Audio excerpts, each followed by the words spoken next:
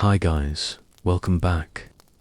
Tonight, we are going to settle into a quiet corner of the 16th century, setting aside the grand battles and the fiery speeches for something a bit more subdued.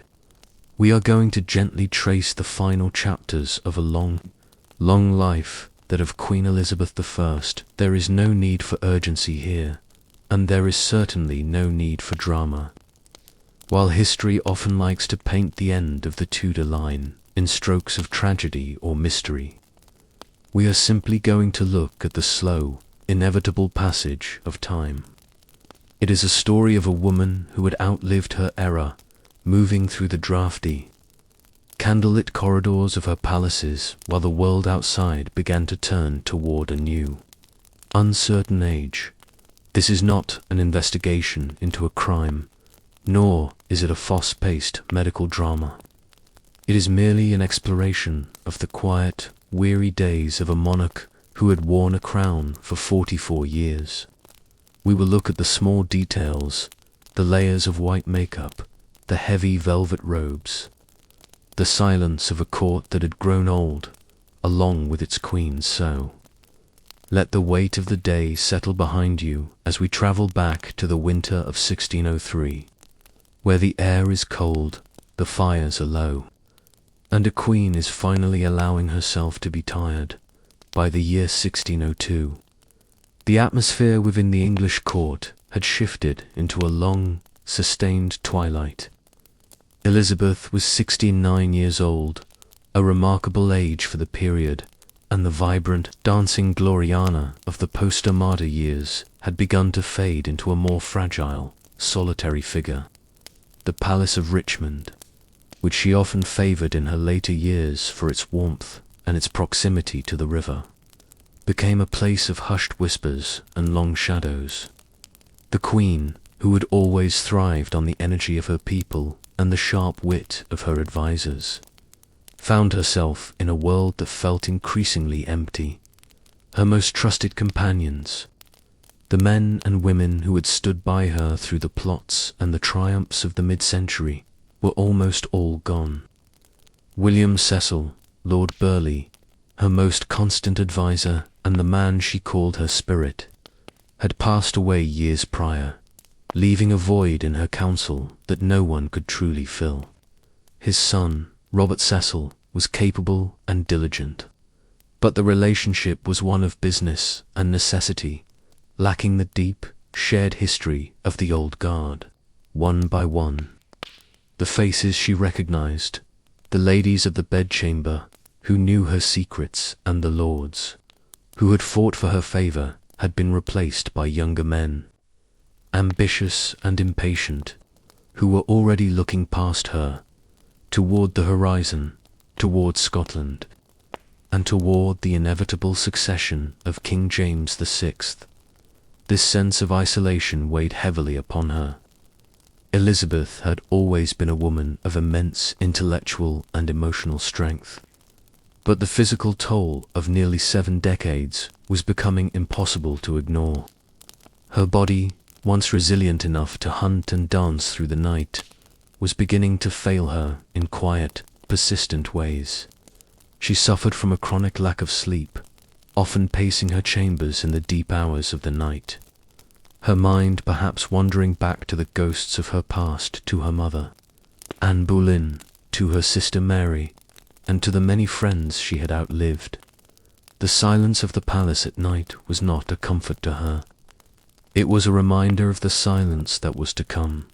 To look upon the Queen in these final years was to look upon a carefully constructed monument.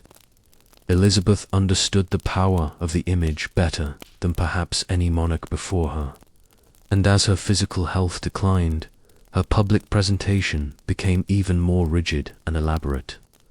The mask of youth was not merely a vanity, it was a political necessity. She could not afford to appear weak, for a weak monarch invited chaos. Every morning, a laborious process began in the royal bedchamber. Her ladies would apply thick layers of cerussa cosmetic made of white lead and vinegar. To her face and neck to hide the lines of age and the scarring left by a bout of smallpox decades earlier. This dark porcelain pallor was then accented with rouge made from cochineal, and her lips were painted a deep red. Above this sat her wig, usually a vibrant reddish gold, piled high and decorated with pearls and jewels. This process took hours, and by the time she emerged, she was encased in garments that were as much armor as they were clothing. The farthingales were wide and heavy, the bodices stiffened with wood or whalebone, and the ruffs around her neck were starched into unyielding lace circles. To move in such a costume required immense effort, yet she insisted on standing for hours during audiences, refusing to sit in the presence of those she felt needed to be reminded of her enduring authority. But beneath the lead-based paint and the stiffened silk, her skin was growing thin, and her spirit was weary. The very makeup she used to project health was, unbeknownst to her, a slow poison, its leaden weight seeping into her pores day after day. Year after year, the emotional climate of the court was further dampened by the Queen's deepening depression. In 1601, the execution of the Earl of Essex, a man she had once held in high regard, perhaps even loved, in her own complex way, had left a scar that would not heal. Though his rebellion had forced her hand, the necessity of his death seemed to break something within her. She became prone to long periods of weeping and would sit for hours in total silence, staring at the floor, her finger pressed against her lip. Her appetite, never robust, began to dwindle.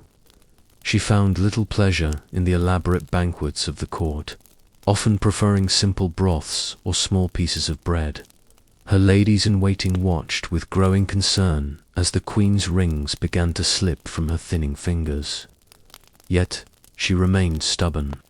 She refused the advice of her physicians, distrusting their tinctures and their bleeding bowls. She had always been a woman of her own mind, and she was not about to surrender her body to the meddling of doctors in her final hours. The daily life of the court continued in a sort of hushed mimicry of its former self. There were still musicians playing in the galleries, their lutes and viols casting soft melodies through the air, but the Queen no longer asked for the lively galliards of her youth. Instead, she preferred the sombre, melancholic airs that mirrored her internal state. The courtiers moved on tiptoe, communicating in low voices, fearful of triggering the Queen's temper or worse. Her profound sadness, as the winter of 1602 turned into the early months of 1603. Elizabeth's health took a more definitive turn for the worse. A persistent cough settled in her chest, and she complained of a constant dull ache in her throat and limbs. The damp, cold air of the Thames seemed to seep through the stone walls of Richmond Palace, despite the many tapestries and the roaring fires kept in every room. She began to spend more time on her cushions on the floor rather than in her bed. There was a peculiar, stubborn resistance in her. She feared that if she once lay down in her bed, she would never rise again. And so, the Queen of England sat amongst a sea of velvet pillows, draped in her finest robes, refusing to surrender to the frailty of her bones. Her ladies would take turns sitting with her, reading to her in low rhythmic tones from the Bible or from the works of the philosophers she had studied as a girl. She spoke very little now. When she did, it was often to ask about the time or to murmur the names of those long dead. The boundaries between the present and the past were beginning to blur.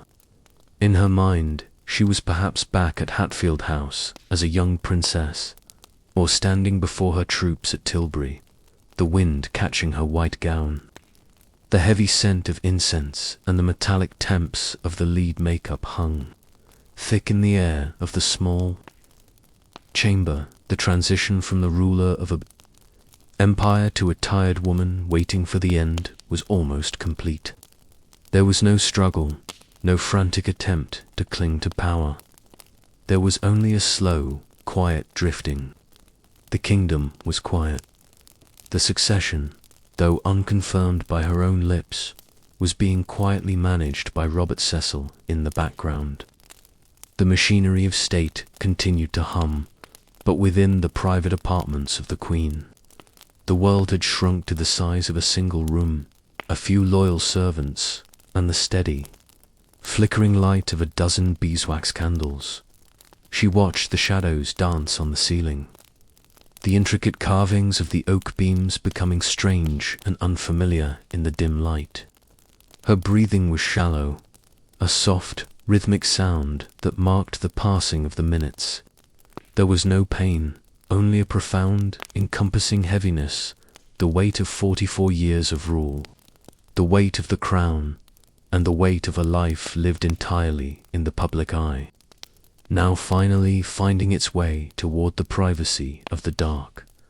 And as the night deepened over the River Thames, the Queen remained on her cushions, a silent painted figure in the gloom. The fire popped and hissed, casting a warm glow over the faded tapestries, and the world outside continued its slow, indifferent turn toward the morning. But for Elizabeth, the morning was still a long way off, and the rest was beginning to feel, for the first time in many years, like a welcome guest. The shadows in the bedchamber at Richmond do not move quickly. They stretch and lean against the wood-panelled walls, as if they too are weary from the weight of the century. To understand the quiet decline of the Queen, we must first understand the world of medicine and the body as it was understood in the year 1603. It was a world not of germs or microscopic invaders, but of balance, a delicate, shifting, internal landscape of 4 essential humours. The physicians of the Elizabethan age looked at the human body as a microcosm of the universe, governed by the same forces that moved the tides and the stars. They believed that health was a state of perfect equilibrium between blood, phlegm, yellow bile, and black bile, when a person reached their later years, as Elizabeth had. The medical wisdom of the day suggested that the body naturally became cold and dry. The heat of youth, which fueled the fires of ambition and physical vigor, was thought to slowly flicker out, leaving the elderly in a state of melancholy. This was not merely a state of mind, but a physical reality of the humours. For a queen who had lived through the Elizabethan era, an age of constant vigilance, political tension, and the immense burden of the crown, this drying of the humours was seen as an inevitable consequence of a long and taxing life. The air in the Tudor palaces, while grand, was often thick with the scent of burning wood, beeswax candles, and the heavy perfumes used to mask the realities of 16th century hygiene. We must imagine the Queen's daily surroundings. The thick tapestries that hung on the walls were beautiful, woven with scenes of hunts and mythology, but they were also heavy collectors of dust. The floors were often covered in Russia-stride grasses that were replaced only periodically, while the Queen's chambers were kept far cleaner than those of the common folk. The fundamental understanding of cleanliness was vastly different from our own. Hygiene for a monarch was a matter of ritual and surface appearance. Water was often viewed with suspicion, thought to open the pores to miasma or bad air. Instead of full immersion, the Queen would have been rubbed down with linen cloths, and her skin scented with rose water or oils of lavender and citrus. This lack of deep cleaning, combined with the heavy application of the white cirrus makeup we spoke of earlier, created a complex environment for the skin and the respiratory system. The lead in the makeup did not just sit on the surface. It interacted with the body over decades. In the late 1500s, no one understood that the mask of youth was composed of a substance that slowly eroded the very vitality it sought to mimic. As we consider the Queen's symptoms, we must also consider the Tudor diet. For the wealthy and the royal, the table was a display of power, laden with preserved meats, game, and most significantly sugar. Sugar had become a status symbol in England, imported in increasing quantities from the New World and the East. It was used in everything from marzipan, sculptures, to the preservation of fruits. Elizabeth was known to have a profound love for sweets, and by her 60s, this had taken a visible toll. Contemporary accounts from foreign ambassadors, who observed her closely for any sign of weakness, noted that her teeth had turned quite darker, common result of a life of sugar and a lack of modern dental care. This was not merely an aesthetic issue. Dental decay in the 16th century was a source of constant, low-level inflammation and chronic pain. In an age before antibiotics, a simple tooth abscess could lead to systemic exhaustion, a lingering fever, and a general wasting of the spirit. The Queen often suffered from facial pain, which she bore with her characteristic stoicism, but the underlying strain on her immune system would have been significant. The medical treatments of the time were often as taxing as the illnesses themselves. A royal physician, trained in the works of Galen and Hippocrates, would approach a sick monarch with a very specific set of tools. If the Queen complained of a fever or a heaviness in her chest, the first course of action was often evacuation. This involved trying to rid the body of excess humours through bloodletting, blistering, or the administration of emetics and purgatives. Imagine the Queen, already frail and refusing to eat, being urged by her doctors to take physic bitter concoctions made of rhubarb, senna, or even crushed pearls and gold leaf, which were thought to have restorative properties. Elizabeth, however, was famously difficult as a patient. She had a deep-seated distrust of apothecary jars and the sharp lances of the surgeons. In her final months, she frequently pushed away the silver spoons held to her lips, preferring to rely on her own iron will rather than the intrusive theories of the medical men. This refusal to be treated was perhaps an instinctive understanding that her body could no longer withstand the cures of the day. The common illnesses that claimed the lives of the elderly in the early 17th century were often grouped under the vague term of the consumption or the dropsy. Pneumonia, or the old man's friend, was a frequent visitor in the damp English winters. The Queen's persistent dry cough and the swelling in her hands and feet, which made her rings so tight they eventually had to be filed, off suggest a heart that was tired, or perhaps kidneys that were struggling to process the burdens of her long life. There was also the matter of the pining. In the 1500s, doctors recognized that the mind and body were inextricably linked. They believed that melancholy of the soul could lead to a physical drying up of the vital organs. The Queen's emotional state, her grief over the deaths of her friends, her anxiety over the succession, and the heavy loneliness of being the last of her line was viewed by her contemporaries as a primary cause of her physical decline. They saw her sorrow not just as a feeling, but as a literal toxin that was chilling her blood in the hallways of Richmond. The air was kept warm with braziers of charcoal, but the heat was dry and the fumes were subtle. The Queen would sit for hours, her eyes fixed on some point in the distance that no one else could see. Her symptoms were a tapestry of small, interlocking threads: the chronic pain from her teeth, the potential lead poisoning from her cosmetics, the respiratory strain of a cold palace, and the profound exhaustion of a woman who had been married to her kingdom for nearly half a century. Physicians would debate the state of her pulse, which was described as low and wandering. They would examine her urine for signs of sediment or cloudiness, looking for clues in the amber liquid that might tell them which humor was out of balance. But the Queen remained a fortress, even in her decline. She would not lie down, for lying down was a concession to the earth. She remained upright, supported by her cushions, a testament to the Tudor belief that the monarch was a being of a different order, whose spirit could command the body to stay even when the body was ready to depart.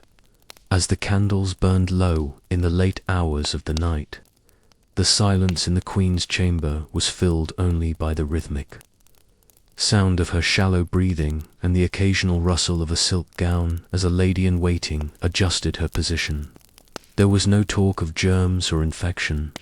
There was only the sense of a grand clock winding down, its gears smoothed by time, its mainspring losing its tension.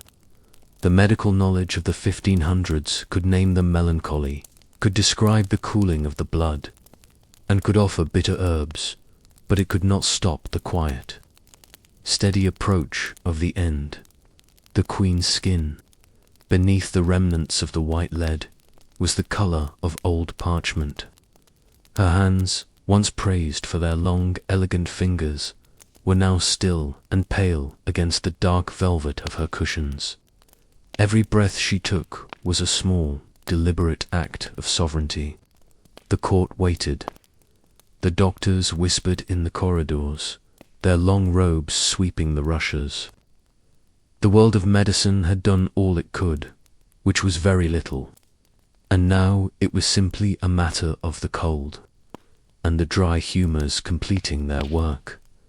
We can imagine the smell of the rumour mixture of dried rosemary, which was burnt to purify the air, the metallic scent of the Queen's makeup, and the faint, sweet smell of the royal preserves that sat untouched on a silver tray.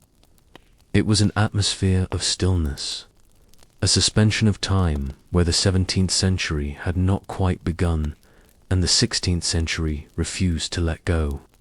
The Queen's body, a vessel for the history of England, was finally resting, even if her eyes remained open, watching the light play across the ceiling.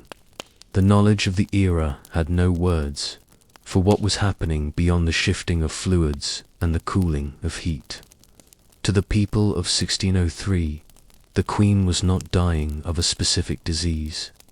She was simply fading as a candle fades when the wax is spent. And in the quiet of the Richmond night, that fading was a slow, almost imperceptible process, as gentle as the mist rising off the river outside the palace walls. The heavy drapes of the bed were pulled back, not to let in the light, but to allow the air to circulate around the Queen as she sat in her nest of pillows. The ticking of the palace clocks was the only heartbeat the room required. The Queen's cough had subsided into a soft wheeze, a sound that blended with the wind in the chimneys. There was no urgency. There was only the patient observation of a life that had been lived to its absolute fullest, now finding its way into the quiet, grey spaces of the long winter night. The light in the chambers of Richmond Palace remains constant, a low and steady flicker that does not disturb the heavy stillness of the air. As we continue to observe the quiet passage of these hours, it is helpful to turn our attention to the more mundane aspects of the Queen's existence, the simple act of eating, the physical state of her mouth, and the slow, rhythmic consumption of the royal household. In the 16th century, the act of dining was a highly structured ritual, but for the Queen, in these final years, it had become a source of both sustenance and a very specific, lingering discomfort. To understand the nutritional world of Elizabeth I, we must first look at the arrival of sugar in the English court. During the early years of her reign, sugar was a rare and precious luxury, a a substance treated more like a spice or a medicine than a common foodstuff. It arrived in heavy, solid cones known as sugar loaves, which had to be broken apart with silver nippers. By the latter half of the 16th century, however, the supply had increased, and with it, the court's obsession with sweetness grew. This was an era that took great delight in banqueting stuff, elaborate confections made of sugar paste, molded into the shapes of flowers, animals, and even miniature architectural models of the Queen's own palaces. Elizabeth, like many of her contemporaries, possessed a profound and lifelong fondness for these sweets. Her cooks would prepare marchpane, a dense almond paste heavily sweetened with rosewater and sugar-and suckets, which were preserved fruits or roots like ginger and oringo, simmered in thick syrups until they were translucent. These treats were not merely served at the end of a meal. They were often consumed throughout the day. The Queen would keep small boxes of comfit seeds of anise or caraway coated in multiple layers of hard sugar within reach, popping them into her mouth as she worked or as she spoke with her ministers. The consequence of this sustained consumption of sugar was a slow and inevitable decay. By the time she reached her 60s, the Queen's dental health had become a matter of quiet observation by foreign dignitaries. In 1597, a French ambassador noted that her teeth were very yellow and unequal, and later accounts suggested that many had turned quite black. In the 16th century, there were no dentists as we understand them today. There were only barbers, whose primary tool for dental distress was the pelican or the turnkey heavy iron instruments used to pull a tooth from the jaw, without the benefit of anesthesia, because of her position and her inherent fear of physical intrusion. Elizabeth largely avoided these violent remedies. Instead, she lived with the chronic, pulsing ache of decay. This kind of pain is not sharp or sudden. It is a dull, radiating pressure that settles into the bones of the face and the temples. It is a pain that makes one's head feel heavy and one's thoughts feel clouded. When we consider the Queen's reported irritability and her long periods of melancholy, we must factor in the reality of living for years with multiple abscesses and exposed nerves. This chronic pain had a profound effect on her ability to rest. Sleep becomes elusive when the simple act of resting one's cheek on a pillow creates a throb of discomfort. It is likely that this, as much as any political anxiety, contributed to her habit of pacing the floor at night. The silence of the palace would have been punctuated by the Queen's slow footsteps, as she moved through the galleries, perhaps seeking a position or a temperature that might numb the ache in her jaw. The lack of sleep in turn weakened her constitution, creating a cycle of exhaustion that left her increasingly vulnerable to the damp chills of the winter. The nutrition of the royal court was also heavily weighted toward proteins and fats, with very little of what we would now consider essential vitamins. A typical daily menu for the Queen's table was a vast landscape of roasted meats. There would be beef, mutton, veal, and pork, often served with heavy sauces thickened with breadcrumbs or egg yolks.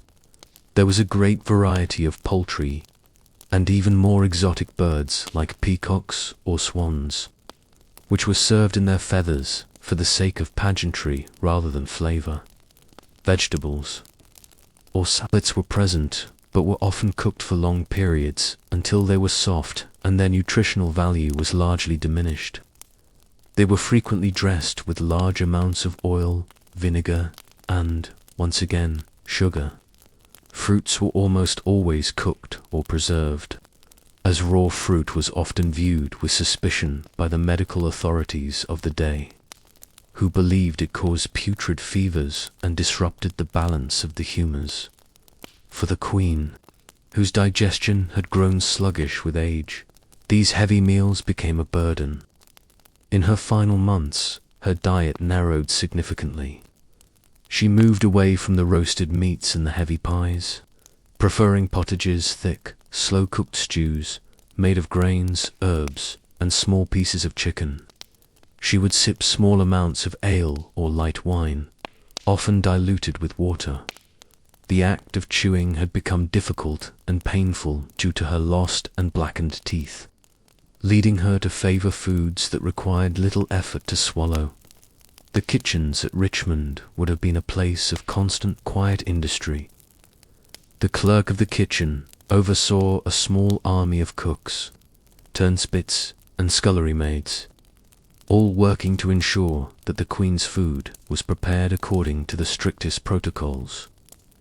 Every dish served to her was first tasted by a taster to ensure it was free of poison, a ritual that had become a routine, part of her life over 4 decades. The food would be carried through the long corridors in covered silver dishes to keep it warm, though by the time it reached the Queen's private apartments, it was often merely tepid. We can imagine the Queen sitting at a small table, the silver utensils clicking softly against the plate. The room is quiet, save for the crackle of the fire. She might take a few bites of a soft bread roll, or a spoonful of a broth flavored with parsley and thyme. The flavors are familiar, but her interest in them is fading. The energy required to eat, to digest, and to manage the persistent ache in her gums is beginning to outweigh the nourishment the food provides. This nutritional decline contributed to the wasting appearance noted by her ladies in.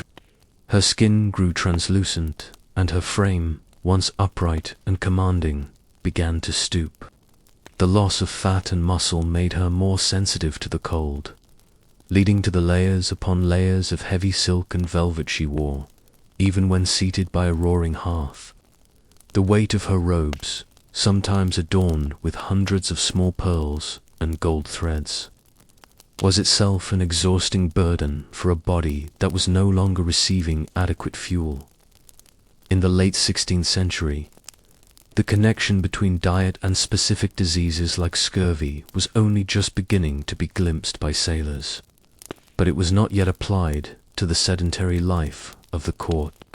The Queen may well have suffered from a mild, chronic vitamin deficiency, which would have manifested as a general lethargy, bruised skin, and further gum deterioration. Everything in her environment, the sugar she loved, the lack of fresh greens, the heavy, stale air of the palaces, worked together in a slow, silent orchestration of decline. The doctors of the court, observing her from a respectful distance, would suggest various syrups and an electuary was a medicinal paste made of herbs mixed with honey or syrup.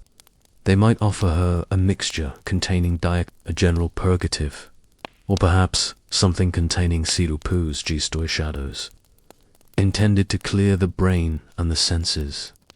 But Elizabeth, weary of the taste of medicine and the persistent sweetness that had defined her palate for so long, often refused these offerings.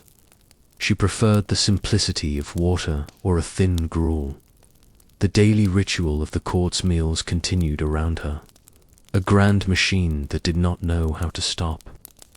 In the great hall, the courtiers still gathered to eat their way through multiple courses of meat and fish, the noise of their conversation and the clatter of their trenchers echoing up through the floors.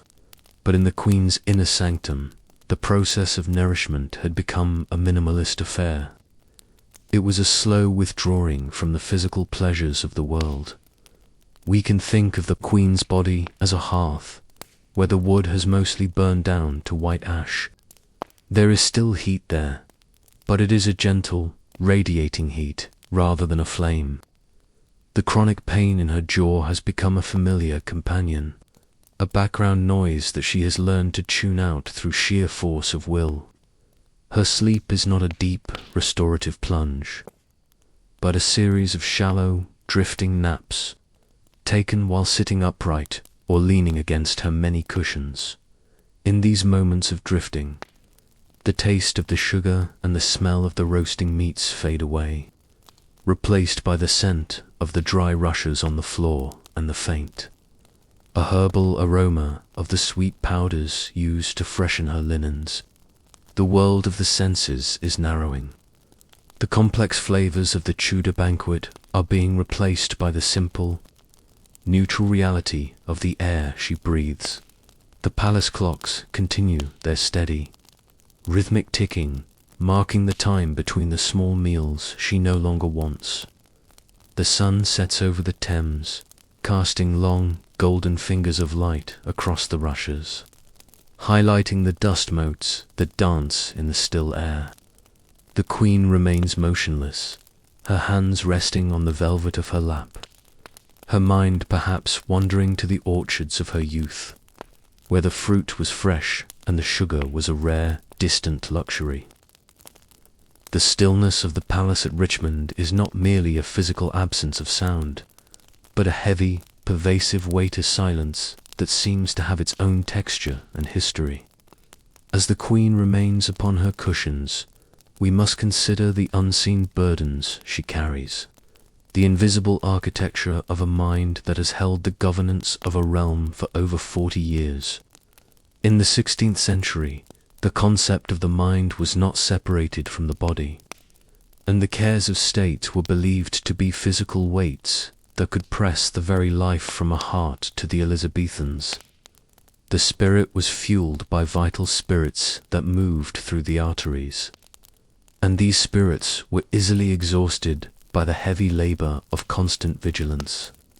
For Elizabeth, this vigilance had been her constant companion since the days of her girlhood, when a single misspoken word could have led her to the block.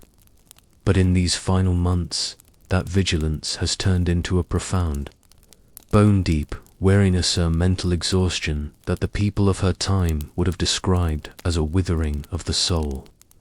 The Queen's loneliness is a cold and draughty landscape. It is the loneliness of a woman who has outlived her own generation. One by one, the pillars of her life have crumbled into the earth. We must think of the silence left by the absence of William Cecil. Her spirit, the man who had translated her will into the law of the land for decades. His death left her not just without an advisor, but without a witness to her own past.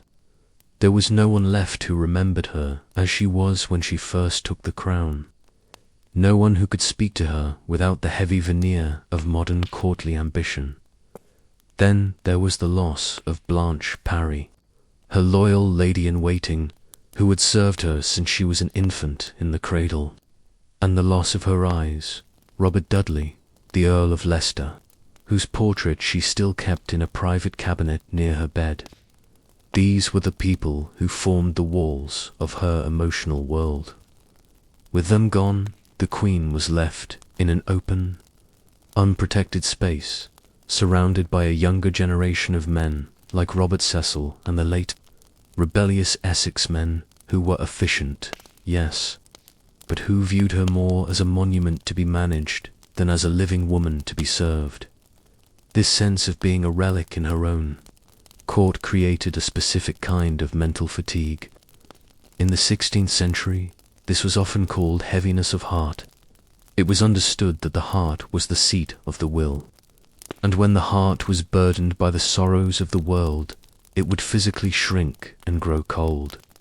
The Queen's long periods of staring at the floor, her finger pressed to her lips, was seen by her ladies as a physical manifestation of this shrinking. She was not merely thinking, she was enduring the pressure of her own legacy. The question of the succession hung over the palace like a thick, damp fog. For 44 years, Elizabeth had refused to name an heir, believing with a fierce, almost superstitious intensity that to name a successor was to spread her own funeral shroud while she still lived. Pinnacemen, she called those who looked toward the next reign, like sailors watching a new ship on the horizon while their own vessel began to take on water. The stress of this silence was immense. Every letter she signed, every ambassador she received, carried the unspoken weight of what would happen when her breath finally ceased. The Elizabethans believed that care was a literal thief of sleep. They understood that the animal spirits required for thought would become acrid and burnt if they were overused, leading to a condition of adust melancholy. In the quiet of the night, as the Queen paced the corridors or sat among her pillows, her mind was likely a crowded gallery of these anxieties. She had seen the fall of dynasties and the rise of rebellions. She had lived through the threat of the Armada and the constant buzzing flies of Jesuit plots. The habit of suspicion, once a necessary tool for survival, had become a permanent state of being that she could no longer switch off. This mental state had a direct cooling effect on her physical form.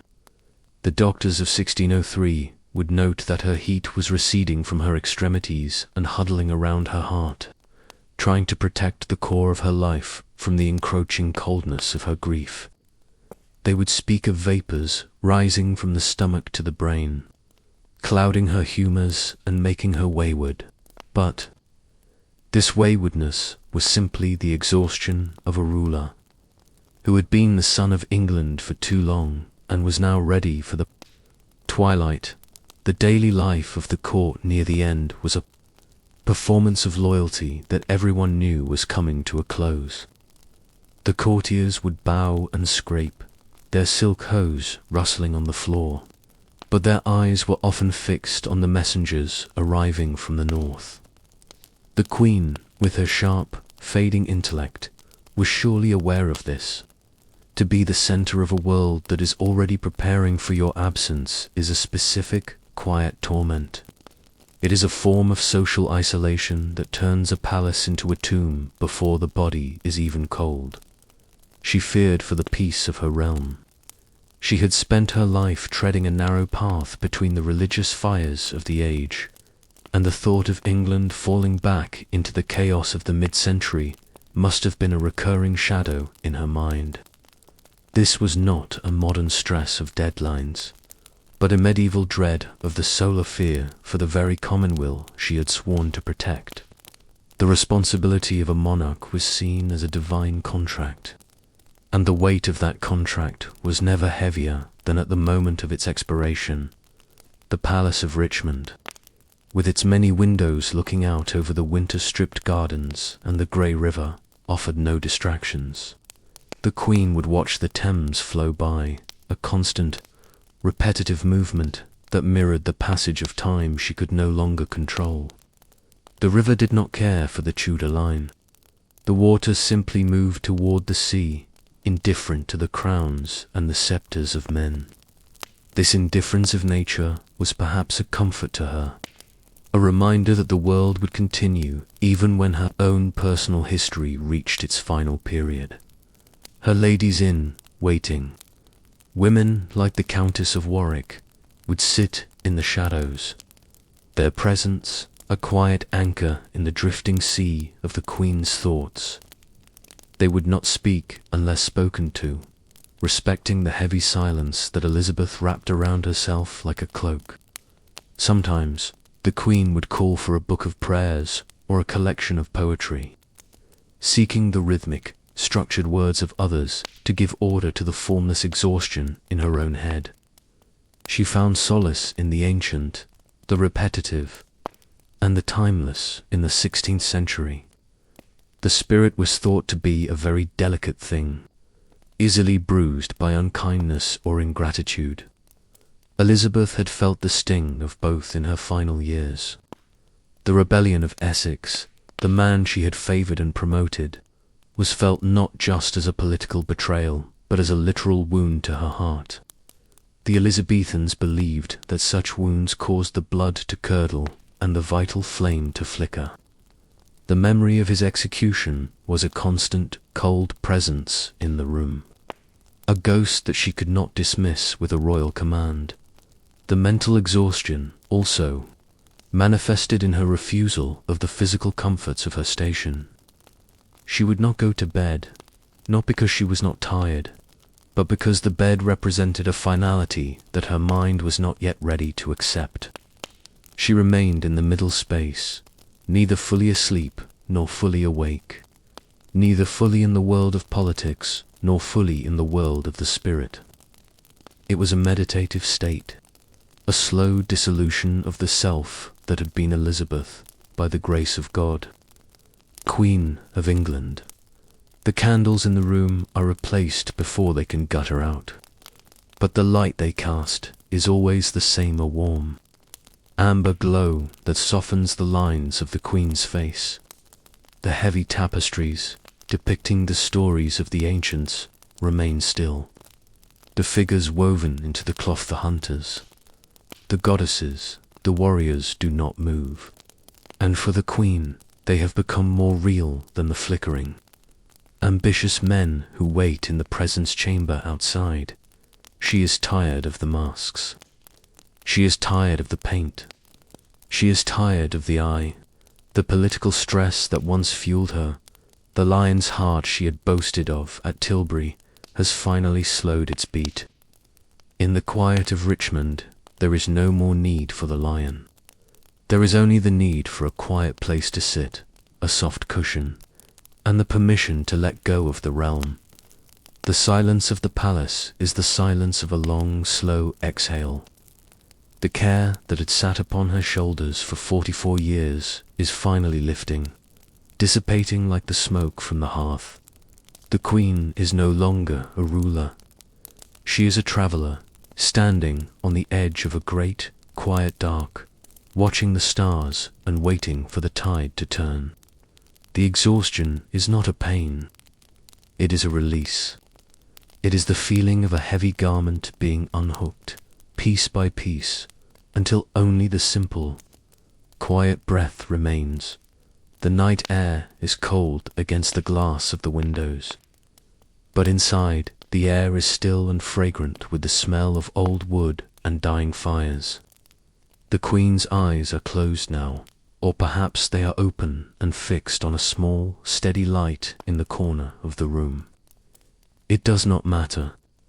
The thoughts are moving more slowly now, like the river in winter, thick and heavy and calm. There is no more succession. There is no more legacy. There is only the repetition of the breath and the slow, steady ticking of the clock, and the vast, encompassing peace of the night. The room is very dark now, except for the glow of the embers. The ladies in waiting are shadows.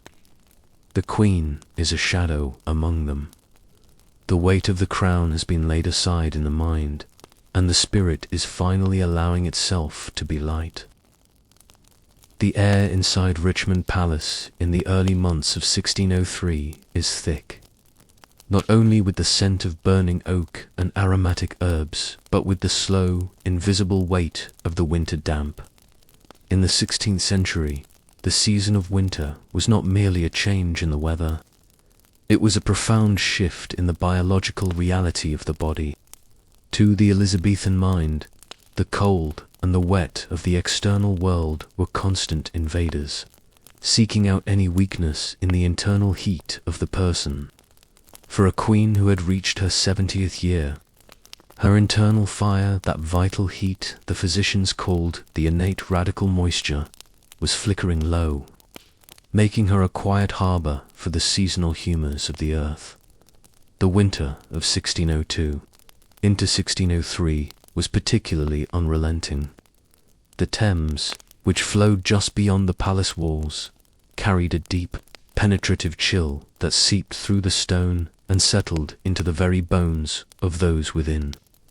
In this era, the concept of an infection was understood as a corruption of the air or the blood.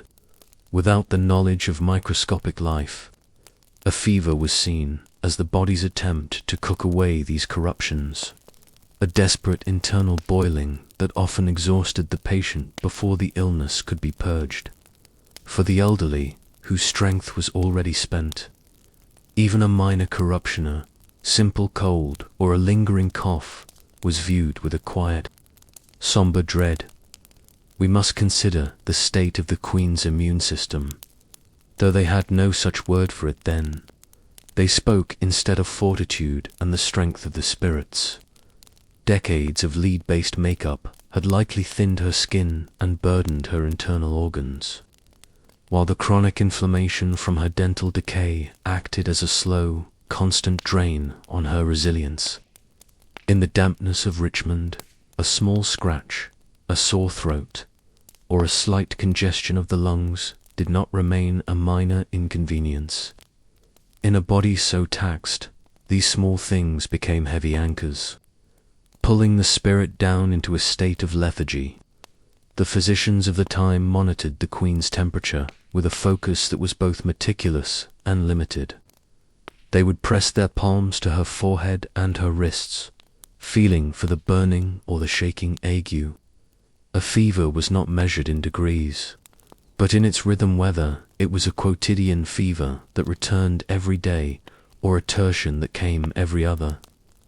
They watched the colour of her skin for the telltale flush of the hectic fever, which they believed was a sign that the body was consuming its own moisture.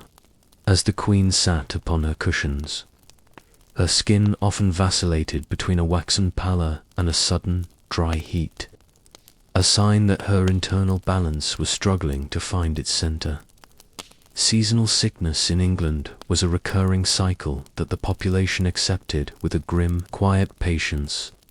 Every winter brought the pose, a common cold and the catarrh, a build-up of phlegm that was thought to drop from the brain down into the throat and lungs. For Elizabeth, this catarrh became a persistent, rattling presence in her chest, because the medical understanding of the time suggested that phlegm was cold and moist. They treated it with hot remedies, syrups of ginger, cinnamon, and pepper, and the burning of frankincense in her chambers.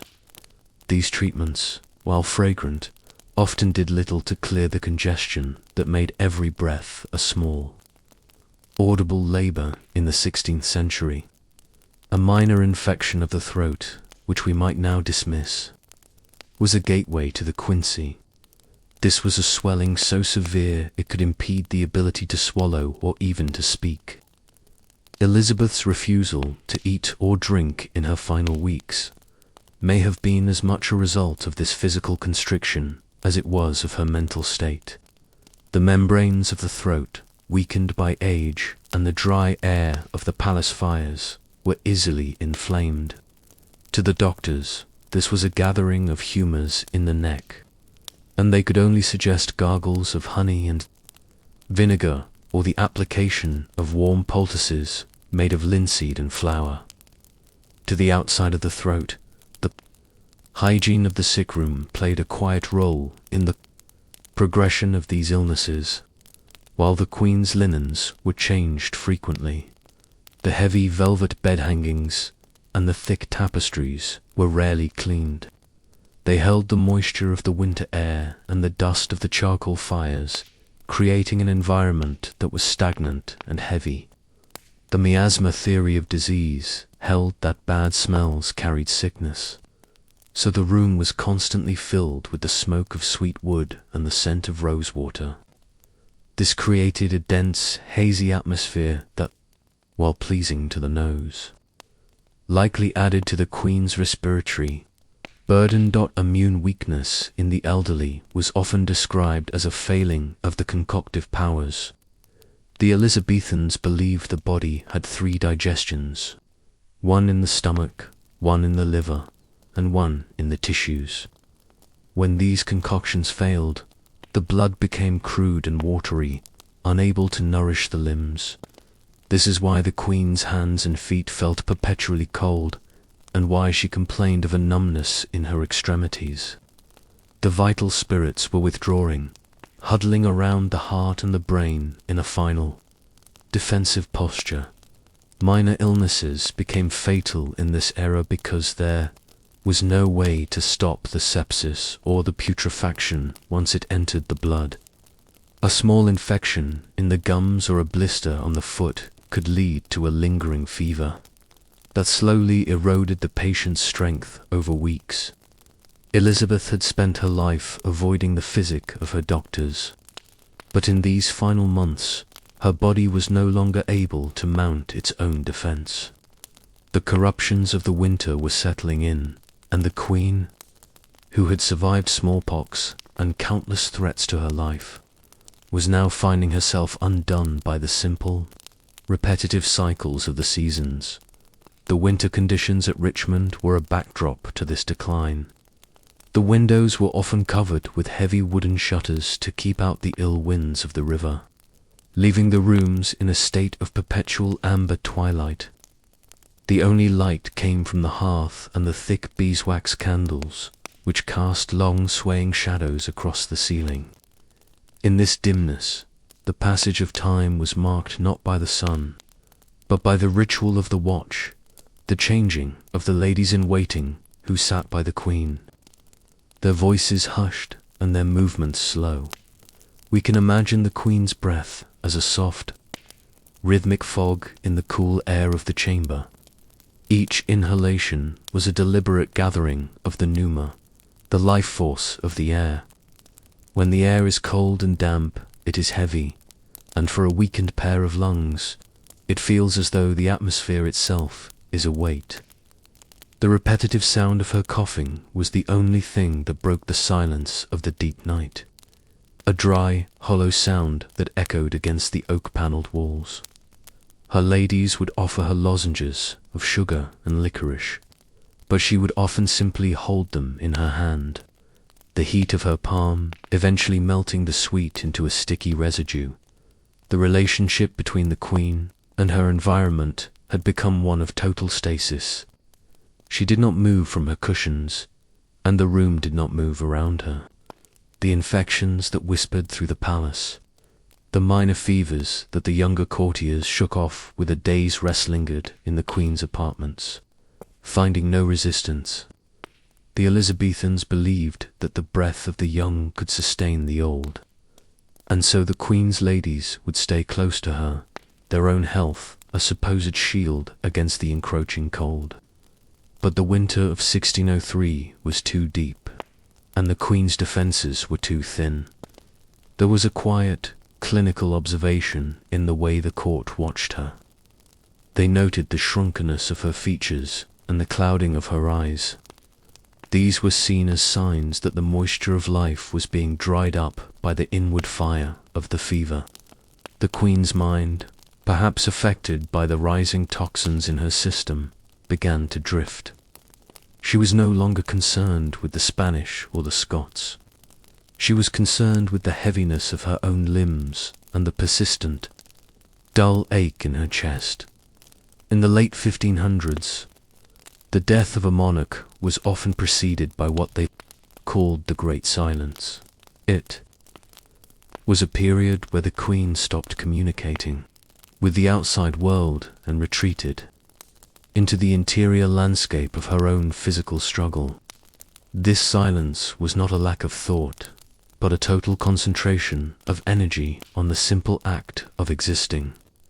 Every beat of her heart, every expansion of her ribs, was an effort of the will. The infections and the fevers were not dramatic enemies. They were merely the slow tide coming in, filling the low places, and gradually covering the shore. The palace of Richmond remained a fortress, but the enemy was already inside, carried in on the damp winter mist and the cold draughts that no tapestry could fully block. The Queen sat at the centre of this fortress, a quiet, fading figure, surrounded by the fragrance of rosemary and the warmth of the embers.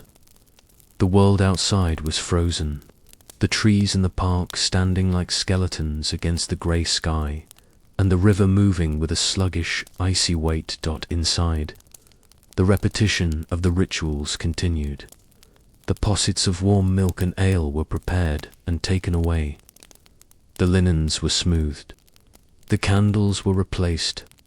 The Queen's fever fluctuated like a distant tide, sometimes receding to leave her skin cool and clammy, sometimes returning to cast a faint, unnatural pink across her cheekbones.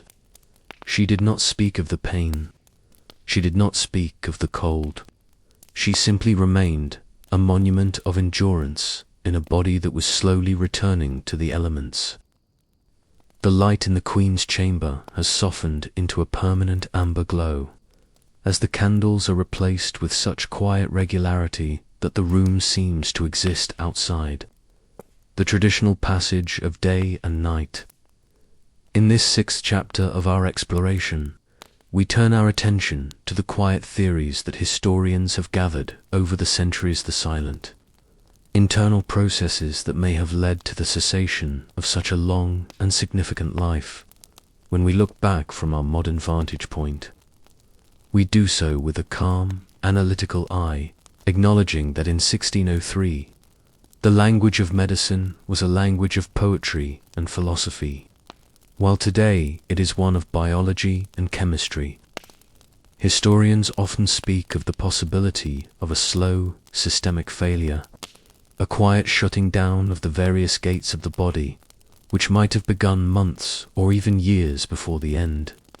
One of the most persistent and carefully considered theories is that of a chronic, low-level poisoning of the blood, a condition that would not have arrived with a crash, but rather as a slow, creeping shadow that gradually overwhelmed the Queen's vital systems. This theory of blood poisoning, or what we might now tentatively call a systemic infection, often traces its origins back to the mask of youth. We have spoken before of the serum, that heavy mixture of white lead and vinegar that the Queen applied to her face, neck, and hands to maintain the porcelain image of a monarch who did not age. Historians suggest that over decades of daily application, the lead may have seeped through the skin, entering the bloodstream in minute quantities. This lead would not have caused a sudden crisis, but rather a slow erosion of the internal organs. Lead poisoning is known to affect the kidneys and the nervous system, leading to a general wasting and a profound, inescapable fatigue. In the quiet of the sick room, the Queen's irritability, her long silences, and her physical frailty are seen by some as the outward signs of a body, burdened by the very substances meant to preserve its beauty. It is a slow, repetitive cycle of toxicity that the doctors of the 17th century could neither name nor treat, leaving the Queen to endure a heaviness that felt as natural as the passage of the years.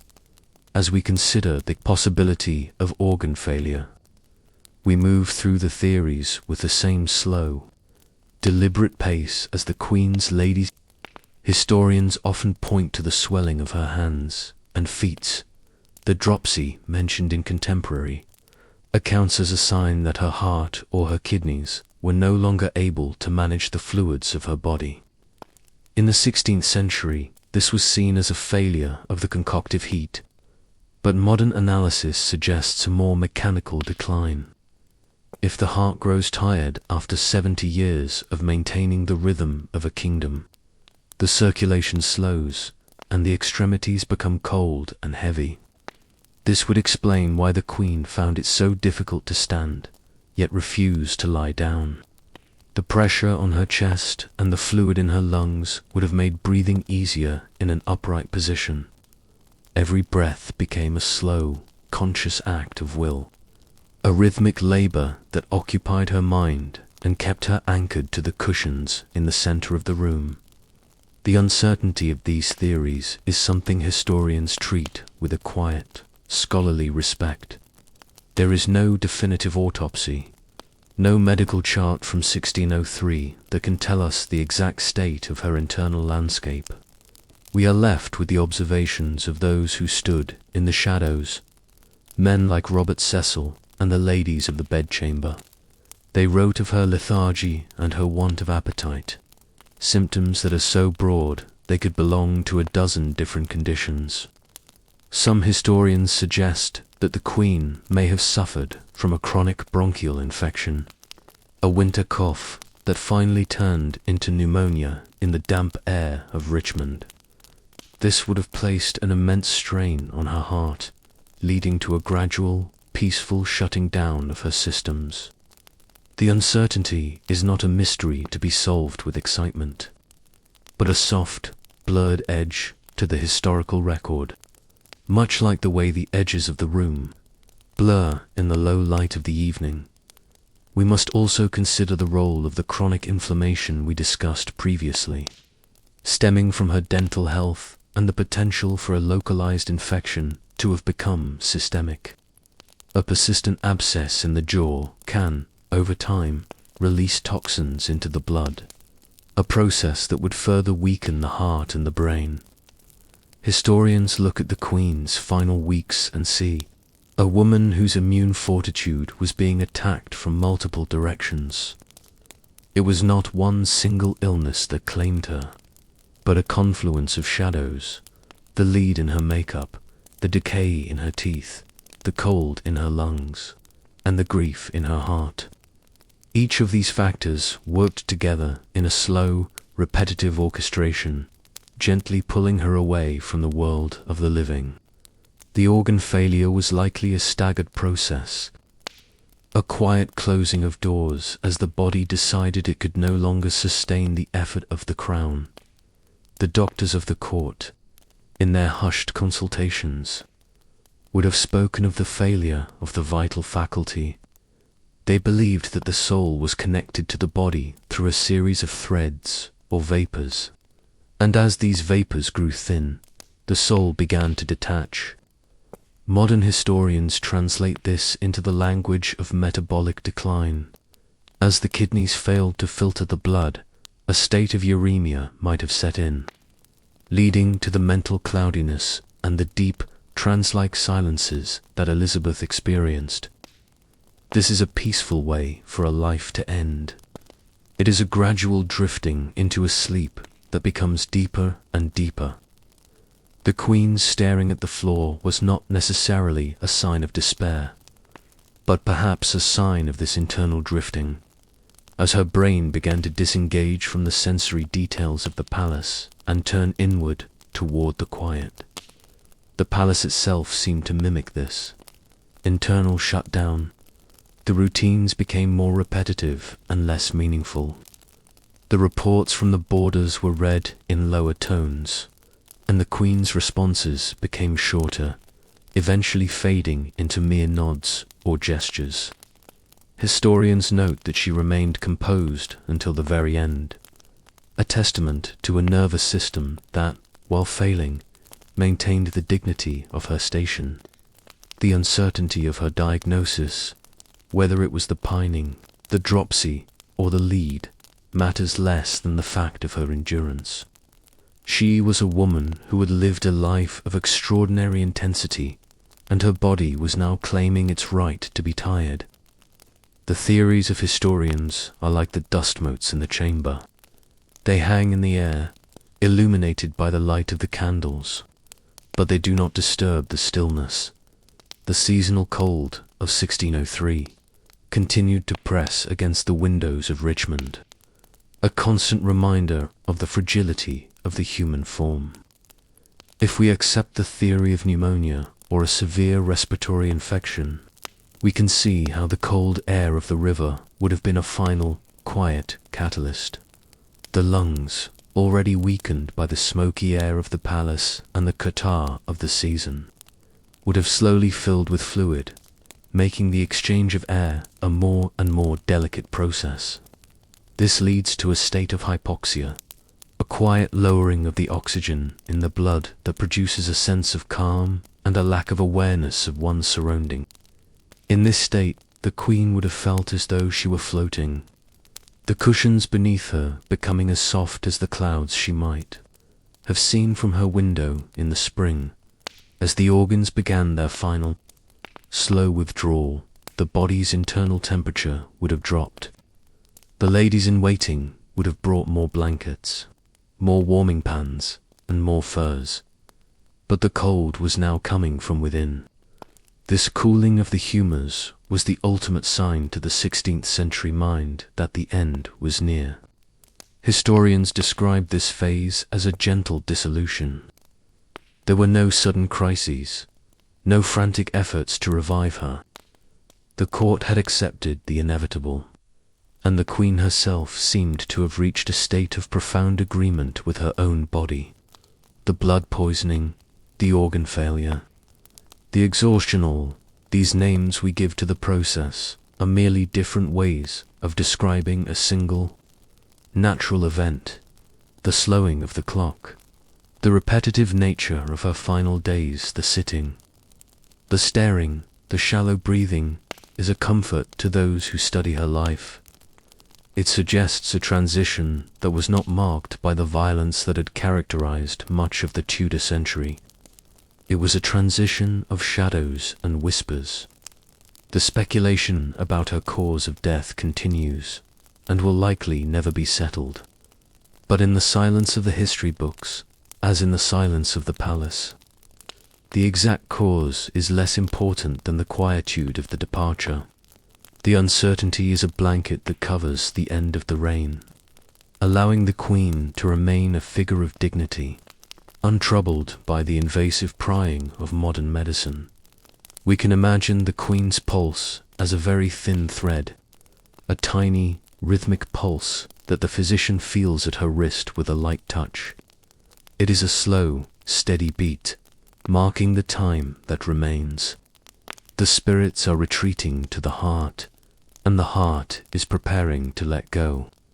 The theories of the historians drift away, leaving only the reality of the room, the smell of the rosemary, the warmth of the fire, and the steady, repetitive breath of a woman who is finally, after 70 years, allowing herself to drift into the dark.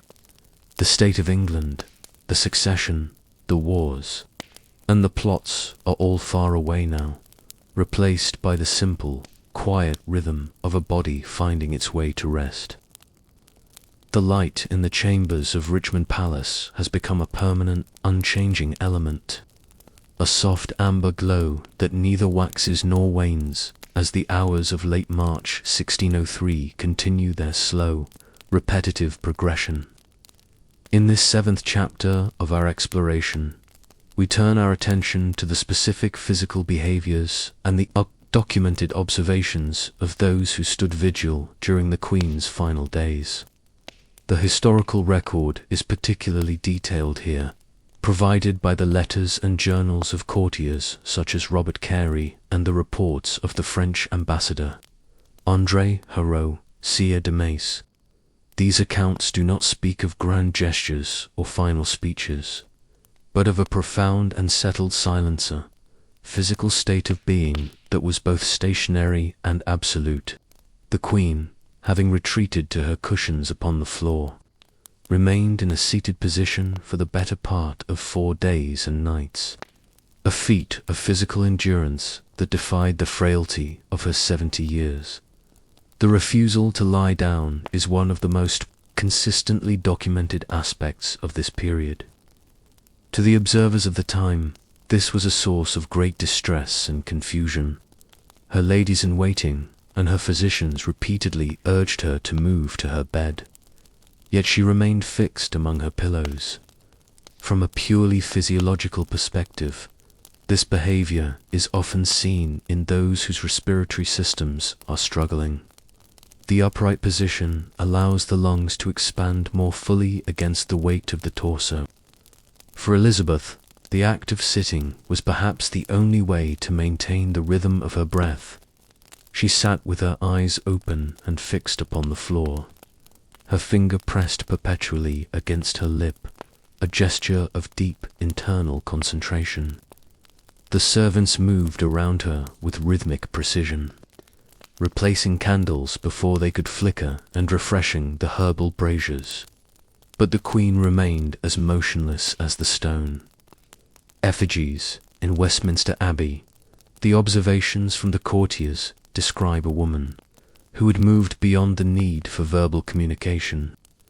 Robert Cecil, the Secretary of State, noted that the Queen's speech had become rare and whispered, a soft rasp of air that required his ear to be held close to her lips. When she did speak, it was not to discuss the business of the realm or the state of the navy, but to express the simple, stark reality of her physical state. She spoke of heaviness and of being tied to the earth. The daily rituals of the court, the signing of warrants, the reception of messengers, the debates of the council continued in the outer rooms, but within the Queen's private apartments, the only reality was the slow, steady passage of the watch. The servants observed that she did not sleep in any recognizable sense, but rather drifted in and out of a shallow, waking trance, her gaze never wavering from the spot on the rushes. She had chosen to contemplate. The physical environment of the room was one of sensory repetition. The scent of the sweet powders used to treat the air, a mixture of cloves, storax, and calamus mingled with the smell of the beeswax and the faint, cold draught from the river.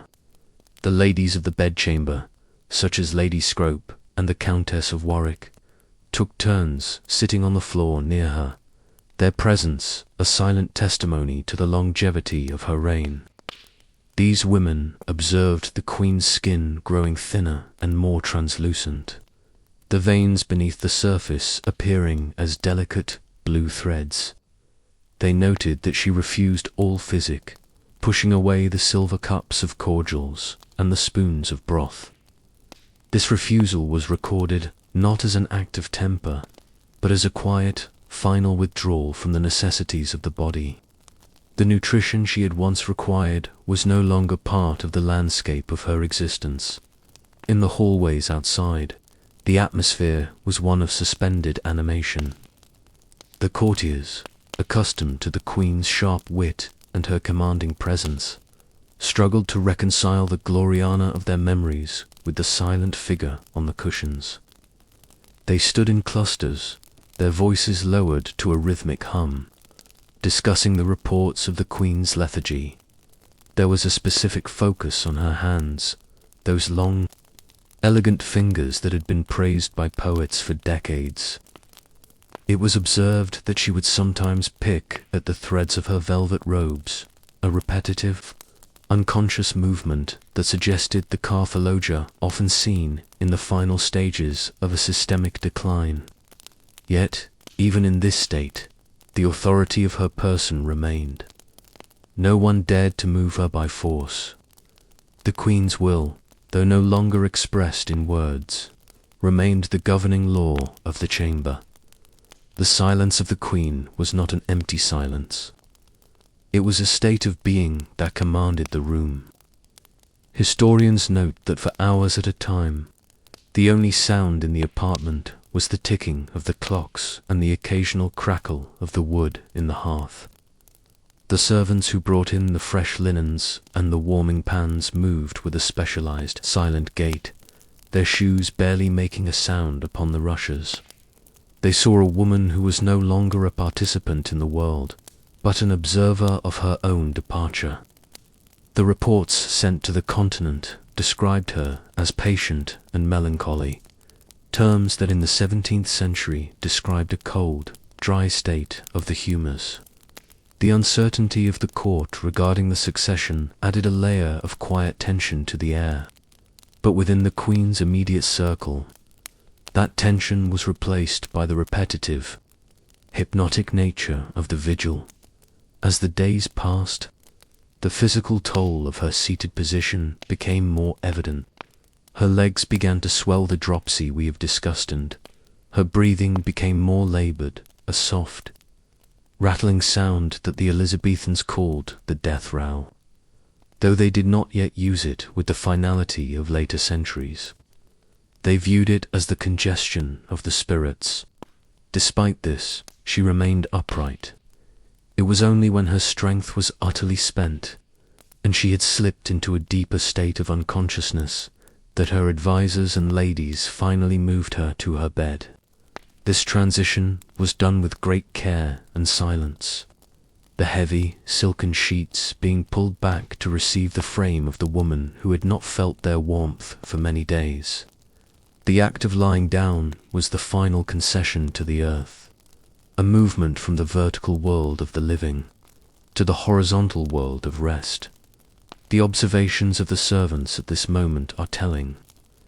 They noted that once she was placed in the bed, her breathing seemed to settle into a more regular, though shallower, rhythm. The struggle of the previous days had ceased. The room remained dim, the heavy curtains of the bed partially drawn to create a small, private universe for the Queen. The ladies in waiting continued their watch, sitting in the shadows of the bedposts, their own breathing syncing with the soft, repetitive sound from the pillows. The court outside remained in a state of hushed expectation, the messengers standing ready with their horses, their boots muffled by the damp mud of the palace courtyards. The transition of a kingdom was waiting upon the transition of a single breath. The stillness of the Queen in her bed was absolute. She did not move her limbs or turn her head. The mask of youth, the leaden white paint, had mostly been wiped away in the quiet rituals of her care, revealing the true parchment of her skin. In the low light, she appeared as a figure of ivory. The sharp lines of her Tudor heritage, the high forehead and the prominent nose standing out in relief against the darkness.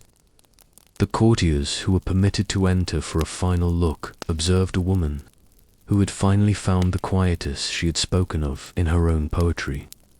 There was no evidence of pain in her features, only a profound, settled neutrality. The cares of state had been laid aside, and the mind was now occupied only by the rhythm of the fading pulse. The repetitive nature of the night watch continued through the 23rd of March. The candles were snuffed and replaced. The fires were fed with small, silent logs, and the water in the basins was changed. The Queen's hand, resting upon the coverlet, was occasionally taken by her ladies, who felt the slow cooling of her skin. To the observers, this was the retreat of the heat, the inevitable movement of the soul toward the center of the body before its final departure. There were no dramatic prayers or loud lamentations. The Queen had lived a life of public spectacle, and she had chosen, her body had chosen for her, a death of profound, private silence. The uncertainty of the future for England remained, but within the walls of Richmond. The present moment was the only reality. The darkness of the palace was not a heavy darkness, but a soft, encompassing one. The River Thames continued its slow, indifferent flow toward the sea, its waters reflecting the grey light of the moon. Inside, the Queen's breathing grew slower and slower, the pauses between each inhale becoming longer, more meditative. The servants watched the rise and fall of the silken coverlet, a repetitive movement that was the heartbeat of the realm. The silence was now so deep that the sound of a single coal settling in the grate seemed as loud as a footfall. The Queen was no longer Gloriana, she was no longer the Virgin Queen, and she was no longer the lion's cub. She was simply a woman at the end of a very long day. Finding her way into the quiet spaces of the night, the observers noted that as the final hours approached, a great peace seemed to settle over the entire palace. The bustling ambition of the court had been replaced by a communal stillness, a shared acknowledgement of the magnitude of the moment. The history of the Tudors, with all its fires and its furies, was reaching its final, quiet period. The light of the early morning on the 24th of March, 1603, did not arrive with a sudden burst of clarity, but rather as a slow, rhythmic thinning of the grey mist over the Thames. Inside the bedchamber at Richmond, the transition was equally subtle. The Queen had finally been moved from her cushions to her bed, and as the final hours of the night turned toward the dawn, the observers noted that her breathing had become a very shallow, repetitive occurrence. There was no struggle, no final movement of the limbs, and no sound to distinguish the final intake of air from the stillness that followed.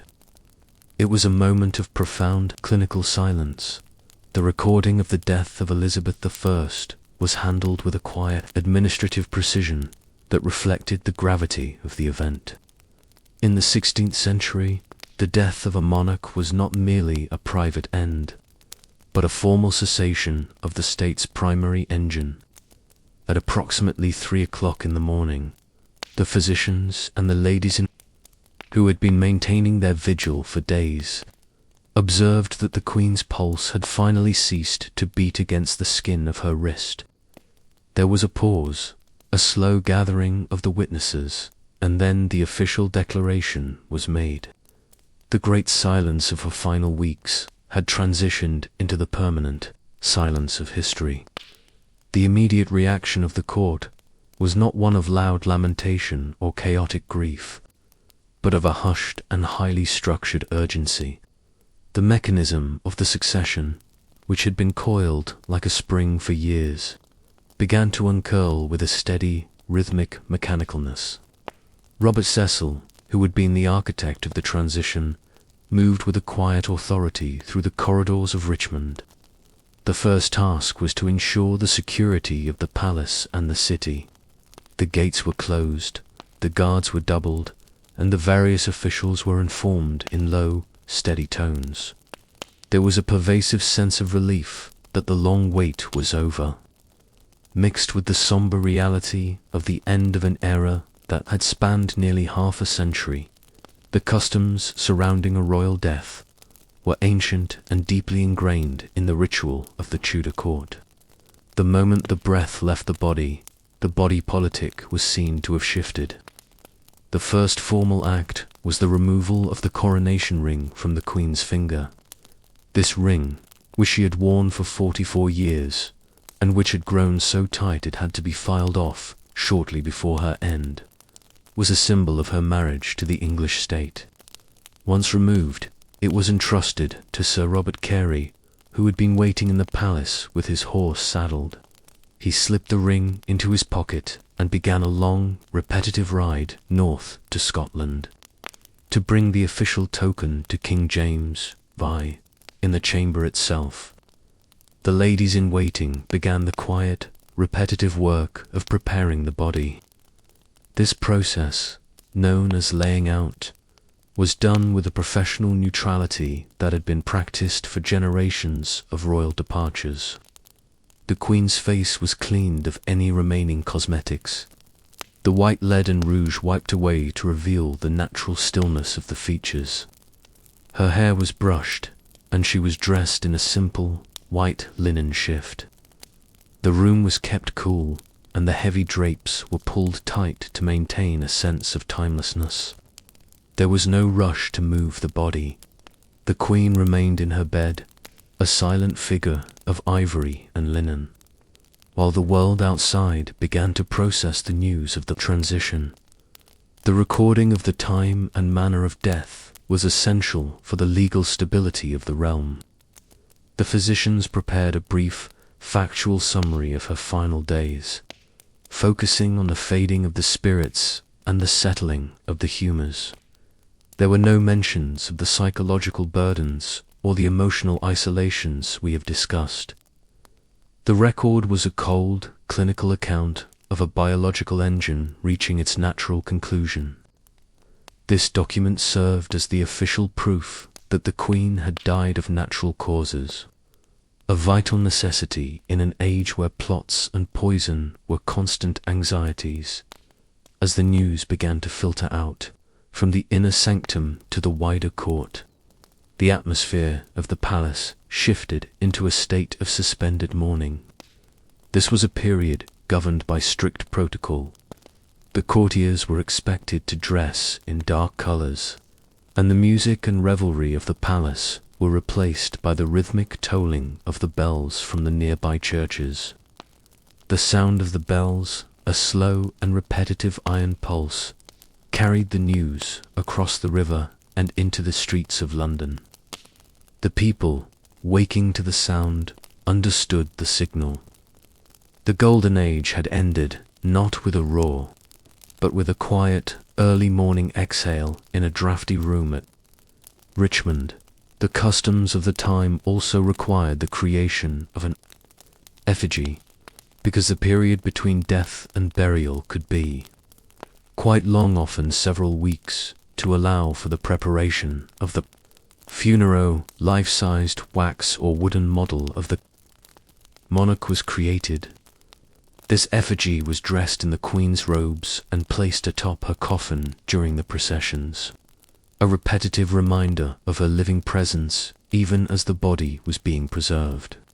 The craftspeople who specialized in these figures began their work immediately, taking measurements and preparing the molds to capture the likeness of the woman who had spent her life controlling her own image. The reaction of the city of London was recorded as one of quiet astonishment.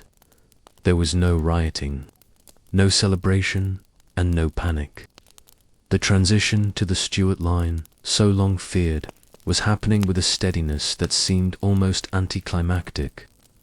The shops remained closed for a time, and the people gathered in small groups to listen to the proclamations being read by the heralds. The language of these proclamations was formal and repetitive, repeating the titles of the late Queen and announcing the titles of the new King. The transition was a matter of paperwork and public announcements, a slow unfolding of a new political reality within the palace. The order of the watch was maintained. Even in death, the Queen was never left alone. A rotating group of ladies and gentlemen of the court sat in the chamber, their presence a final act of service. They watched the candles burn down and be replaced. They watched the light of the sun move across the floorboards. The body of the Queen, now resting in a lead-lined coffin of oak, was the silent center of this activity. The sense of the room changed from the herbal remedies of the sick room to the sharper, more preservative smells of spices and resin smell, frankincense, and aloes used in the initial stages of embalming. The uncertainty of the previous weeks had been replaced by a singular, focused task: the journey to Westminster. This was to be a slow and repetitive procession, a final tour of the lands she had ruled. But before that could begin, the court had to exist in this strange, quiet middle space of time when there was no monarch in London, only the memory of one in Richmond and the anticipation of one in Edinburgh. The servants of the household, many of whom had served Elizabeth for their entire lives, moved through their duties with a practiced, somber efficiency. They were the custodians of a ghost, the keepers of a palace that had suddenly become a museum. Historians look at these immediate reactions and see a kingdom that had been well prepared by the very silence the Queen had maintained. By refusing to name an heir until the very last moment, she had forced her ministers to create a transition so robust it could function without her. The calm of the court in the hours after her death was a testament to the stability of the structures she had spent 44 years building. The transition was not a break in history, but a slow, rhythmic slide from one chapter to the next. The light of the first day without Elizabeth I faded into the evening of the 24th of March. The palace was quiet, the river was dark, and the bells had finally ceased their tolling. The Queen remained in her chamber, the oak of her coffin a solid, unmoving presence in the center of the room. The candles flickered, the shadows moved, and the world began to adjust to the new rhythm of the 17th century. There was no more pain, no more lead makeup, and no more questions of succession. There was only the rest. The transition from the living presence of the Queen to the enduring memory of her reign was a process marked by a slow, rhythmic movement across the landscape of England.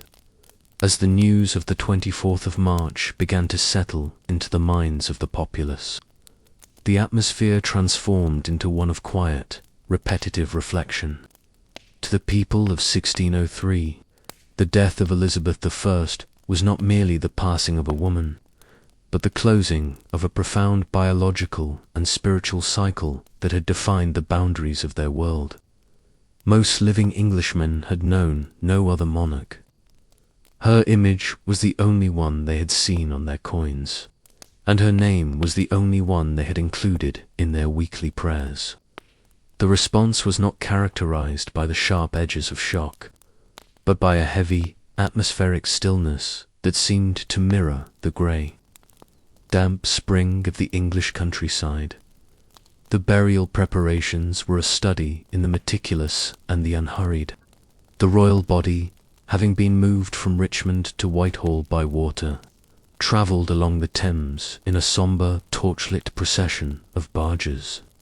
The sound of the oars dipping into the dark water was a repetitive, rhythmic pulsar, soft splashing that was the only noise in the midnight air. This was the same river she had travelled as a prisoner to the Tower, and as a queen to her coronation. Now it carried her toward her final resting place with a steady, indifferent current.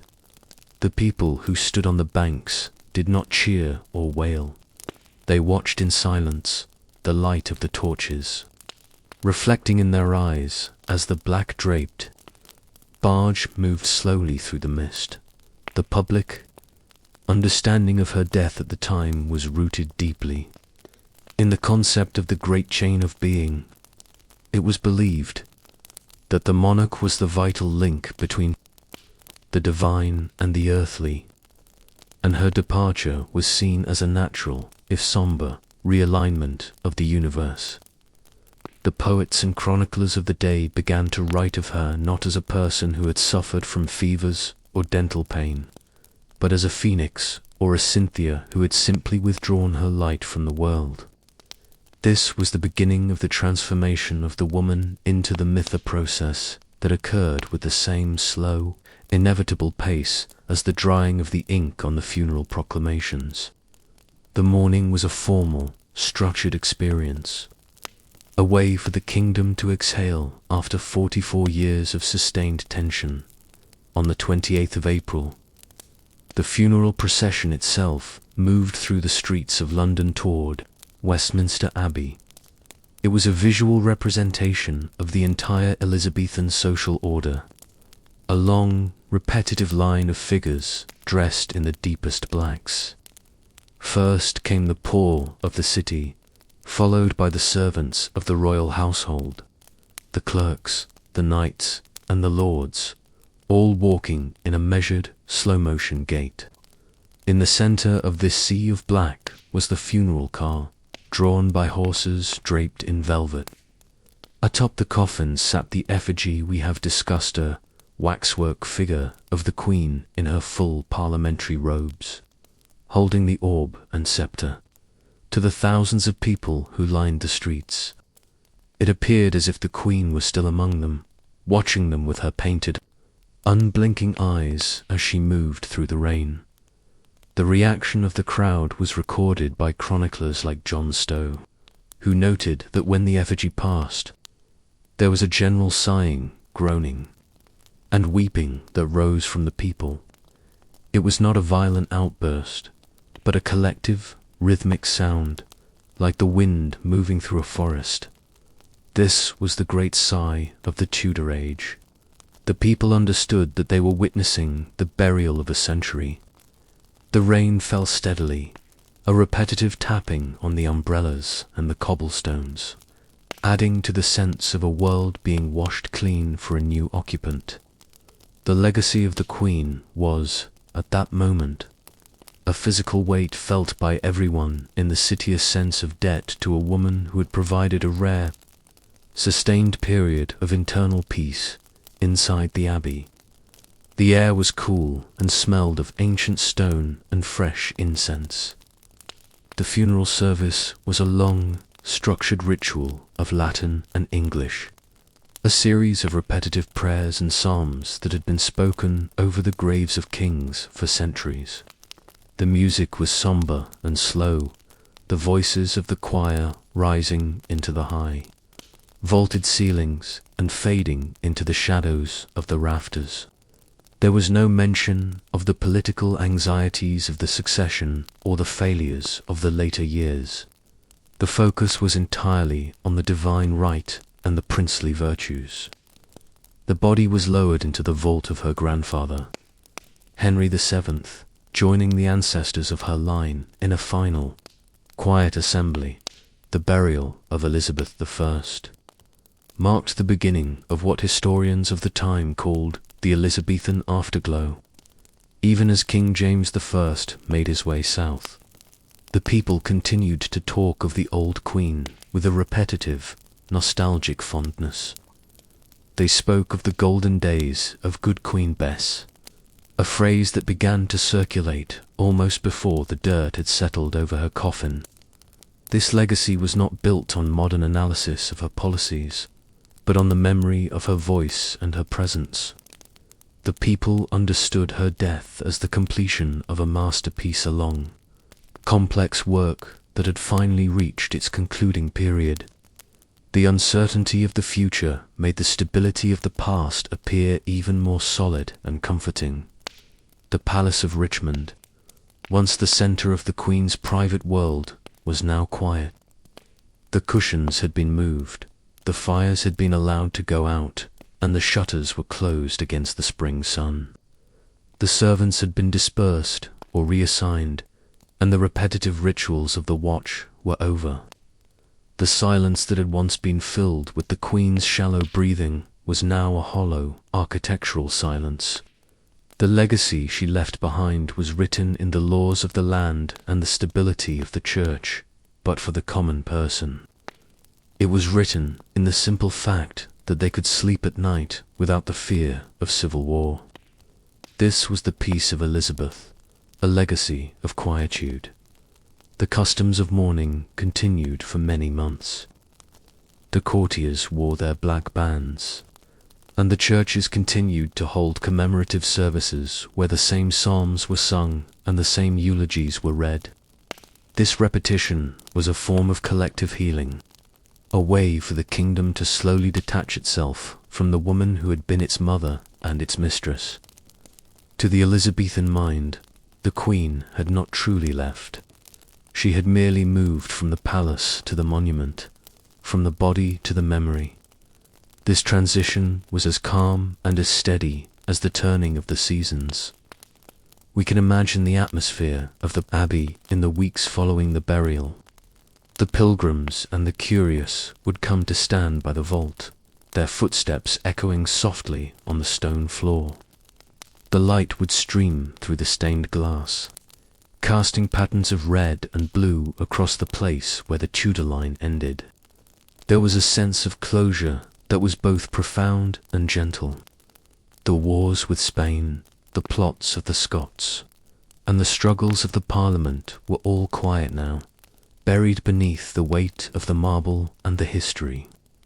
The Queen was at rest, and the kingdom, though moving into a new and different age, carried her silence within it like a seed.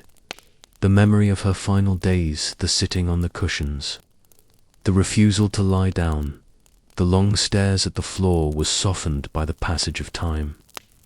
These details became part of the lore of her endurance, a final testament to a will that had never been broken. The people of 1603 did not look for medical causes or psychological explanations. They looked at the end of her life as a deliberate and dignified withdrawal. She had stayed as long as she was needed, and she had left when the work was done. This was the final, repetitive theme of her reign, the fulfillment of a duty that was as constant as the tides. The darkness of the vault in Westminster is a different kind of darkness than that of the sick room at Richmond. It is a darkness of permanence and peace. The Queen is no longer a figure of lead paint and velvet. She is a figure of history and stone. The repetitive rhythm of the world continues outside the tides of the Thames. The ringing of the bells, the rising of the sun, but within the abbey, the silence is absolute. The transition is complete. The Tudor age has been folded away like a heavy tapestry, placed into the cedar chest of the past. The air in the abbey is still. The candles have been snuffed. The mourners have gone home to their beds. The legacy of the Queen remains as a quiet, steady presence in the heart of the nation. A memory that does not need words to be understood. The long, slow journey from the cushions at Richmond to the vault at Westminster has ended in a state of profound and lasting rest. The light of the final candle in the chamber at Richmond Palace has grown small, a steady and diminutive point of heat that barely disturbs the gathering shadows. As we reach the conclusion of our journey through the final days of Elizabeth I, we find ourselves standing in a space of quiet contemplation, where the many threads of her life and the various theories of her departure come together into a soft, inconclusive tapestry. In the 16th century, the end of a life was often viewed through the lens of divine providence and the balance of the humours. But as we look back from our quiet vantage point, we must acknowledge that history, much like the human body, does not always provide us with a single, clear answer. The end of a monarch is often not a dramatic climax, but a slow and repetitive fading, a series of small, interlocking events that lead, eventually, to a profound and settled silence. When we summarize the possible causes of the Queen's decline, we do so with a calm acceptance of the limits of our own knowledge. We have spoken of the mask of youth, that thick application of white lead and vinegar, that may have slowly introduced a systemic toxicity into her blood over many decades. Historians often ponder the role of this lead poisoning, considering how it might have quietly burdened her kidneys and eroded her nervous system, leading to the lethargy and the waywardness noted by her courtiers. Yet, this is a theory of accumulation, a slow and repetitive layering of harm that has no single moment of crisis. It is a possibility that hangs in the air of the sick, as persistent and as subtle as the scent of the rosemary burning in the hearth. Alongside the theory of the lead, we must place the reality of her dental health and the chronic inflammation it surely caused. In an age without the benefit of modern antisepsis, the blackened teeth and the persistent facial pain were more than mere discomforts. They were potential sources of a lingering, systemic infection. The body's immune response, weakened by age and the stresses of the crown, may have been in a state of constant low-level mobilization, a repetitive cycle of defense that left her exhausted and vulnerable to the winter chills. When we consider the swelling of her limbs and the heaviness she described, we see the signs of a heart that was, perhaps, finding it more and more difficult to move the blood through the long corridors of her frame. These are not dramatic illnesses, but the quiet, mechanical failures of a vessel that has traveled a very long distance. Then there is the matter of the respiratory infection, the catarrh and the winter cough that settled in her chest during those final, damp months at Richmond. To the physicians of 1603, this was a matter of cold and moist humours overwhelming the lungs. But to us, it represents the possibility of a slow-onset pneumonia. A common visitor to the elderly in the draughty stone palaces of the Tudor era, this would explain the Queen's refusal to lie down, as the upright position among her cushions was the only way to facilitate the repetitive labour of her breath. The uncertainty of whether it was a failure of the heart, the lungs, or the blood is a hallmark of historical study. We see the symptoms through the clouded glass of 4 centuries, and we must be content with the blurred edges of the image. Historians also reflect deeply on the melancholy of the soul that seemed to precede her physical collapse. The loss of her most trusted advisors, Burleigh Walsingham, and even the rebellious Essex left her in an emotional landscape that was as cold and empty as the winter gardens. In the 16th century, the mind and body were one, and a heart broken by care was a literal medical diagnosis.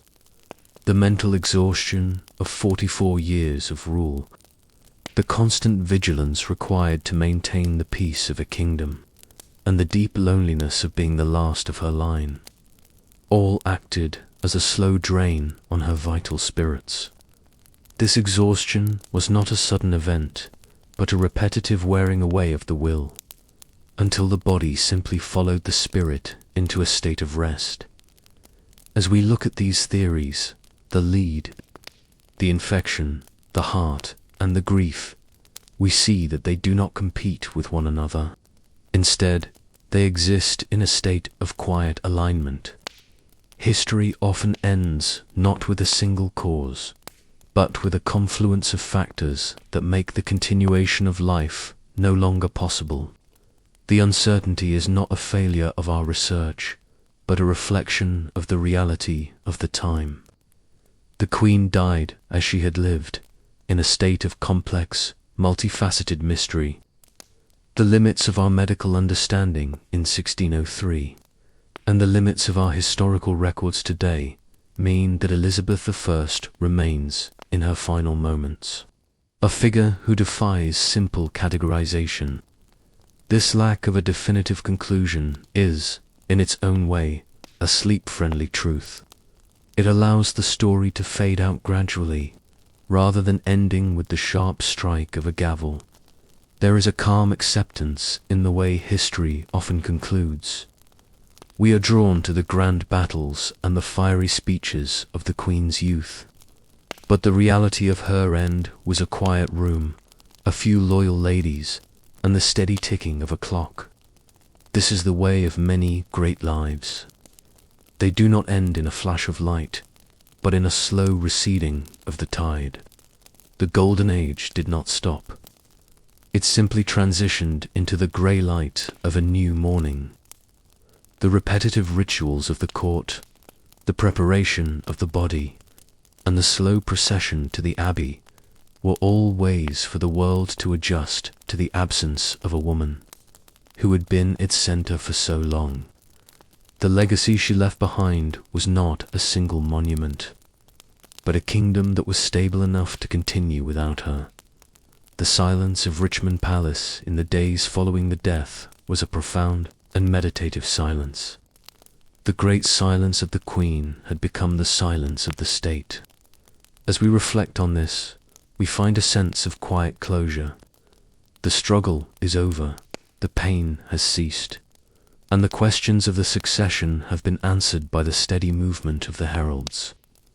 The uncertainty that remains the what and the why of her final illnesses, a soft, pillowy space where we can allow our own thoughts to rest. We do not need to know the exact cause of the fever or the precise state of her heart to understand the significance of her peace, the repetitive nature of history, the rise and fall of dynasties, the turning of the seasons, the birth and death of monarchs is a soothing rhythm. It reminds us that we are part of a long and steady progression, a story that does not belong to us, but which we are permitted to observe for a short time. The Queen's final rest in Westminster Abbey, beneath the heavy marble and the ancient dust, is the final period at the end of a long and complex sentence. The candle in the chamber has finally burned down to the wax, and the light has gone out, but the room remains warm from the fire that burned there for so long. The shadows have now filled the corners of the room, and the sound of the River Thames outside is a constant, low-toned murmur that lullabies the palace to sleep. The uncertainty of the history books is a gentle fog that covers the landscape, softening the sharp edges of the facts and allowing the story to drift away into the dark. There is no more need for analysis, no more need for speculation, and no more need for the mask of youth. The Queen is resting, and the world is quiet, and the story has reached its natural peaceful end. The air is still and cool. The weight of the century has been laid down. The transition is complete, and the silence is absolute. Asterisk, sleep now, as the history fades into the shadows, and the rhythmic breathing of the night becomes your only companion. The Queen is at rest, and so may you be. The story is finished. The room is dark. All is well.